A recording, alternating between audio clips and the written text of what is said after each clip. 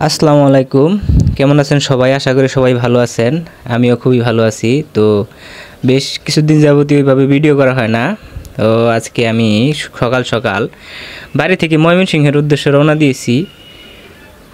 তো সকাল সকাল অনেকক্ষণ দাঁড়িয়েছিলাম, তারপরে একটা অটো আসছে। তো অটোতে চড়ে আমরা যাইতেছি গোপালপুর কালী মন্দির।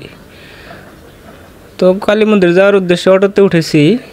তো এখন শীত শুরু শুরু, হালকা হালকা গ্রামে বেশ ভালোই কুয়াশা পড়ে।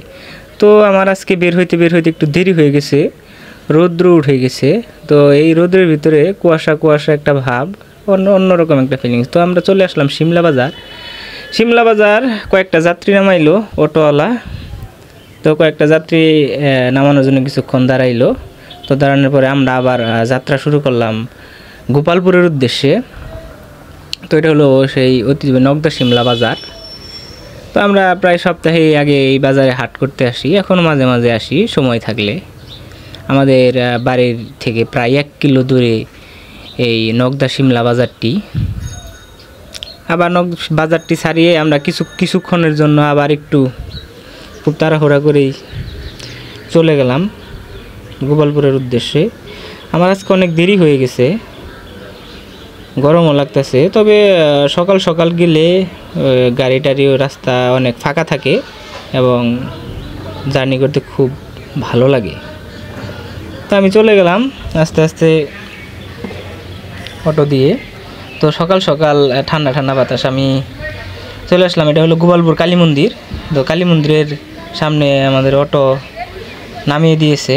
তো এইখান থেকে আমার পায়ে হেঁটে যেতে হবে তামুকপট্টি, একে বলা হয় গোপালপুর তামুকপট্টি। ওইখান থেকেই মূলত মধুপুরের উদ্দেশ্যে সিএনজি চলে। তো আমি এখন হেঁটে হেঁটে ওই সিএনজি স্ট্যান্ড তামুকপট্টি পর্যন্ত যাব। এখন এটা হলো কালী মন্দির ব্রিজের উপর দিয়ে হেঁটে গোপালপুর গরুহাটির ভিতর দিয়ে আমরা যাব তামুকপট্টি। তো হাঁটতে হাঁটতে আস্তে আস্তে তামুকপট্টির দিকে যাইতেছি। তো কিছুক্ষণ পরে আমরা তামুকপট্টি চলে আসলাম। মূলত এখানে এই মধুপুর যাওয়ার উদ্দেশ্যে যে সিএনজিগুলো রাখা হয়, এখানে সারিবদ্ধভাবে সিএনজিগুলো রাখা হয়েছে। তো এখান থেকেই 5 জন হইলে একটা করে সিএনজি ছেড়ে যায়। তো আমি যখন গেলাম তখন দেখি যে মোটামুটি 3 জন হয়ে গেছে আর 2-1 জন বাকি। তো হয়ে গেল তাড়াতাড়ি। তো মধুপুরের উদ্দেশ্যে রওনা দিলাম আস্তে ধীরে। যদিও আমাদের সিএনজিটা ভালো ছিল না, মাঝ রাস্তায় কিছুক্ষণ যাওয়ার পরেই নষ্ট হয়ে যায় সিএনজিটা। তো